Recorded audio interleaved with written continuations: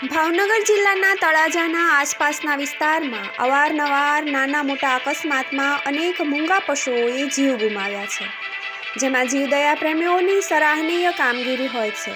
તેવી જ રીતે આજે તળાજા શહેરમાં પાલીતાણા ચોકડી પાસેના વિસ્તારમાં હાઈવે ઉપર એક આખલાનું અજાણ્યા વાહન અડફેટે મોત થયું હતું।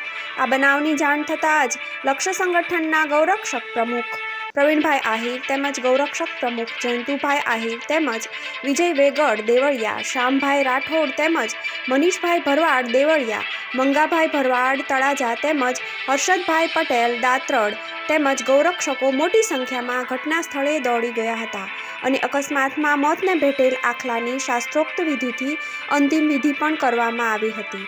અકસ્માતમાં મૂંગા પશુઓએ જીવ ગુમાવતા જીવદયા પ્રેમીઓએ દુઃખ વ્યક્ત કર્યું હતું।